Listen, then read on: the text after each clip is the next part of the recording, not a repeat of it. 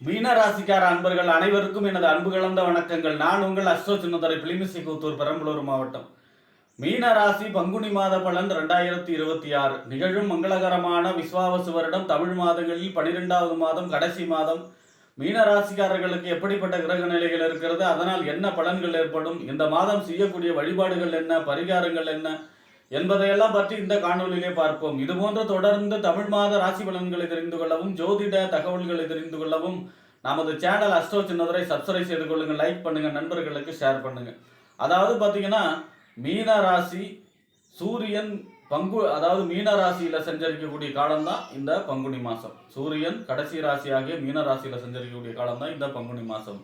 இந்த பங்குனி மாசங்கிறது உபய மாசமாக இருக்கிறதுனால வீடு சம்பந்தமான எந்த வேலைகளையும் செய்யக்கூடாது. வீடு மன கொள்றதோ, கிரக பிரவேசம், கிரக ஆரம்பம், வாசல் கல் வைக்கிறது, ஒட்டு ஓட்டுறது, இந்த மாதிரியான வீடு சம்பந்தமான எந்த வேலைகளையும் இந்த பங்குனி மாசம் செய்யக்கூடாது.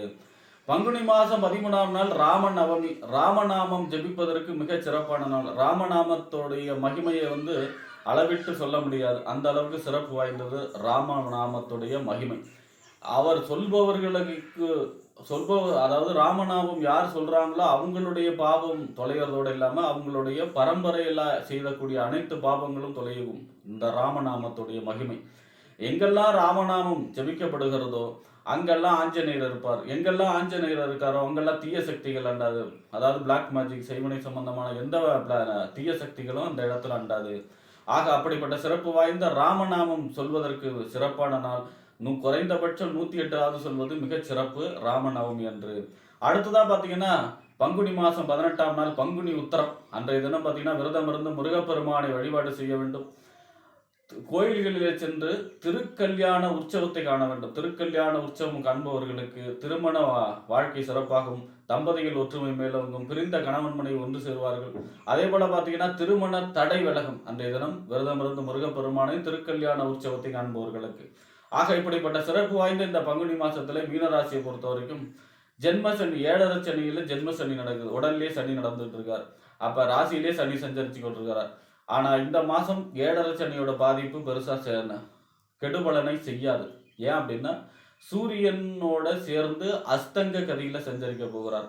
எந்த ஒரு கிரகமும் சூரியனோட நெருங்கி சஞ்சரிக்கும் பொழுது அஸ்தங்க கதி அடையும். இந்த அஸ்தங்க கதியில் இருக்கும் பொழுது தன்னுடைய சுய பலனை இழக்கும் எந்த கிரகமா இருந்தாலும். அந்த வரிசையில பாத்தீங்கன்னா சனி, அதாவது சனி பகவான் 7.5 சனி ஜென்ம சனி சூரியனோடு சேர்ந்து அஸ்தங்க கதியில சஞ்சரிக்கிறதுனால அவருடைய கெடுபலன்களை செய்ய முடியாத நிலைமை இந்த மாதம் இருக்கும். ஆக பங்குனி மாதங்கிறது 7.5 சனியோட பாதிப்பு குறையும். அதாவது நன்மையே நடக்கலனாலும் கெடுதல் நடக்காம இருக்கிறதும் ஒரு நன்மை தான் அந்த வரிசையில. அப்ப அதோட பாத்தீங்கன்னா ராசிநாதன் குரு வக்கர நிவர்த்தி ஆயிட்டாரு. அதாவது மாசி மாசம் 27ஆம் தேதி வக்கர நிவர்த்தி ஆயிட்டாரு. அதனால ராசிநாதனும் நேர்கதியில உங்க ராசிக்கு 5ஆம் இடத்து, அதாவது கடக ராசி உச்ச குருவனும் உச்சம் பெருக போகிறார். அதை நோக்கி பயணம் செய்கிறார். அந்த வரிசையில உங்களுக்கு இந்த மாதத்திலிருந்து ஒரு நன்மை ஏற்படக்கூடிய மாதமாக இருக்கும். 7.5 சனியே நடந்தாலும் ஜூன் 2க்கு அப்புறம் குரு உங்களுக்கு 5ஆம் இடம், அதாவது உங்க ராசிநாதன் உச்சமாக போகிறார். 5ஆம் இடத்துல உங்களுக்கு ஃபேவரட்டான காலமாக இருக்கும். அப்ப அந்த வரிசையில பாத்தீங்கன்னா ஜூன் 2க்கு அப்புறம் மிக அற்புதமான காலம் வர்றதுனால இப்பவே அதற்கான அடித்தளமாக இந்த பங்குனி மாசம் மீனராசிக்காரர்களுக்கு அமையும். அடுத்ததா பாத்தீங்கன்னா உங்க ராசிக்கு 2ஆம் இடம் வாக்கு, தனம், குடும்பம், வருமானம் சொல்லக்கூடிய 2ஆம் இடத்திற்கும் 9ஆம் இடம் என்று சொல்லக்கூடிய தந்தை ஸ்தானம், பாக்கியஸ்தானம், தொலைதூர பயணம், உயர்கல்வி ஸ்தானத்துக்கு அதிபதி யாருன்னா செவ்வாய் உங்க ராசிக்கு 19ஆம் தேதி வரை விரயஸ்தானத்துல சஞ்சரிக்கிறார். விரயஸ்தானம் என்று சொல்லக்கூடிய 12ஆம் இடம், அதாவது பாத்தீங்கன்னா விரயஸ்தானம் அயன சயன போகஸ்தானம் 12ஆம் இடத்துல சஞ்சரிக்கிறார். அப்படின்னா 2ஆம் இடத்ததிபதி 12ல செஞ்சிருக்கிறார்னா வருமானம் செலவாகக்கூடிய அமைப்பு, செலவுகள் அதிகமாகக்கூடிய அமைப்பு, செலவுகளை கட்டுக்குள்ள வைக்கணும். ஆனா 9ஆம் இடத்ததிபதி 12ல இருக்காருன்னா 9, 12ல எப்பெல்லாம் சம்பந்தப்படுதோ அப்பெல்லாம் பாத்தீங்கன்னா வெளிநாடு சம்பந்தமான முயற்சிகள், வெளிநாட்டிற்கு வேலை நிமித்தமாகவோ, தொழில் நிமித்தமாகவோ, கல்வி நிமித்தமாக வெளிநாடு செல்லக்கூடிய அமைப்பு, வெளிநாடு சம்பந்தமான முயற்சிகள் கை கொடுக்கும், பயணம் ஏற்படக்கூடிய அமைப்பாக இருக்கும். 19ஆம் தேதிக்கு அப்புறம் பாத்தீங்கன்னா உங்க ராசியிலே சஞ்சரிக்க போகிறார். அப்ப 2ஆம் அதிபதி ராசியில சஞ்சரிப்பது நன்மை. 9ஆம் இடத்தும் திரிகோணஸ்தானாதிபதி ராசியில சஞ்சரிப்பது யோகம். அதாவது அதிர்ஷ்டங்கள் துணை புரியும், முருகப்பெருமானுடைய அருள் கிடைக்கக்கூடிய அமைப்பு. ஏன்னா செவ்வாயோட அதிதேவதை முருகப்பெருமான், பாக்கியாதிபதி குரு, தெய்வத்தை சொல்லக்கூடிய இடம், அவர் போய் உங்க ராசியில சஞ்சரிப்பது யோகம். அப்ப அந்த வரிசையில பாத்தீங்கன்னா பங்குனி உத்தரம் 18ஆம் தேதினா 19ஆம் தேதியில இருந்து உங்க ராசியில செவ்வாய் சஞ்சரிக்கிறதுனால வீடு நல சம்பந்தமான யோகம், வீடு வாங்கக்கூடிய அமைப்பு, நிலம் வாங்கக்கூடிய அமைப்பு, அல்லது உங்கள் இடத்தையோ நிலத்தையோ நல்ல விலைக்கு விற்கக்கூடிய அமைப்பு, சகோதரர்களால் நன்மை ஏற்படக்கூடிய அமைப்பு, ரியல் எஸ்டேட் தொழில் செய்பவர்களுக்கு யோகமான காலமாக இருக்கும். அடுத்ததாக பார்த்தீங்கன்னா உங்கள் ராசிக்கு 3ஆம் இடம் முயற்சி ஸ்தானம், இளைய சகோதர ஸ்தானம், ஒப்பந்தம், கையெழுத்து சொல்லக்கூடிய இடம். 3ஆம் இடத்திற்கும் 8ஆம் இடம் என்று சொல்லக்கூடிய மறைவு ஸ்தானத்துக்கு அதிபதி சுக்கிரன் உங்கள் ராசியிலே உச்சகதியில் சஞ்சரிக்கிறார் 11ஆம் தேதி வரை. 3ஆம் இடத்த அதிபதி ராசியில உச்சமாக சஞ்சரிப்பது நன்மை, எடுத்த காரியத்தெல்லாம் வெற்றி. அதே மாதிரி தடை தாமதம் இல்லாமல் அனைத்து காரியத்திலும் வெற்றி, கீர்த்தி, புகழ், அந்தஸ்து, கௌரவம் உயரக்கூடிய அமைப்பு, புதிய ஒப்பந்தம் கையெழுத்தெல்லாம் வந்து கிடைக்கக்கூடிய அமைப்பு. ஆனால் 8ஆம் இடத்த அதிபதி அவர் தான் ராசியில் சஞ்சரிக்கிறார்னா ஆரோக்கியத்தில் அக்கறை செலுத்தக்கூடிய சூழ்நிலை இருக்கும். 11ஆம் தேதிக்கு அப்புறம் உங்கள் ராசிக்கு 2ஆம் இடத்துல சஞ்சரிக்கிறார், வாக்கு, தனம், குடும்பம், வருமான ஸ்தானத்தில்.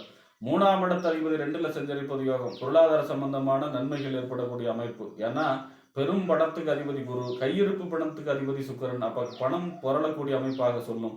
ஆனா 8ஆம் இடத்த அதிபதி 2ல் சஞ்சரிக்கிறார்னா வாக்கிலே கவனம் தேவை, கொடுத்த வாக்கை காப்பாற்ற முடியாத நிலை இருக்கும். அதாவது சுடுசொற்களை தவிர்க்க வேண்டும். 8ஆம் இடத்த அதிபதி 2ல் இருக்கும்போது குடும்ப சண்டைகள் ஏற்படுவதற்கும் வாய்ப்பு இருக்கிறது.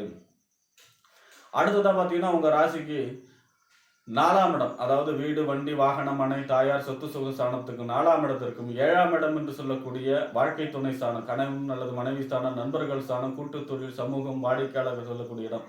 இந்த 4க்கு 7 புதன் உங்க ராசிக்கு 12ஆம் இடத்துல விரயஸ்தானத்துல அயன சயன போகஸ்தானத்துல சஞ்சரிக்கிறார். எது வரைக்கும் சஞ்சரிக்கிறார்?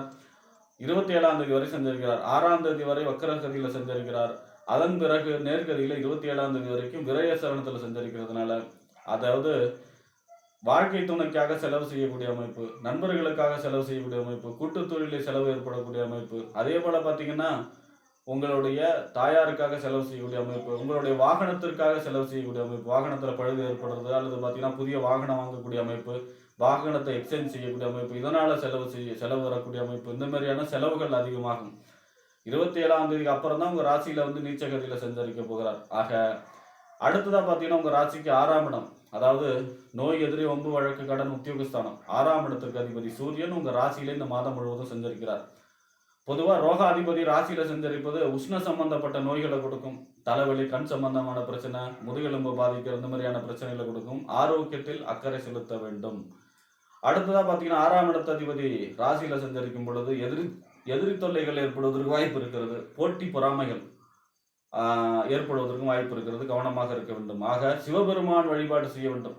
சிவபெருமானை ஞாயிற்றுக்கிழமையிலே நெய்விளக்கேற்றி வழிபாடு செய்வதும், முருகப்பெருமானுடைய வழிபாடு செய்வதும் இந்த மாதம் பங்குனி மாதம் அப்படிங்கிறது மீனராசிக்காரர்களுக்கு யோககரமான மாதமாக மாற்றுவதற்கான சிறந்த வழிபாடாக இருக்கும். இந்த மாதம் உங்களுக்கு 12ஆம் இடம், செலவுகளை கட்டுப்படுத்தணும்.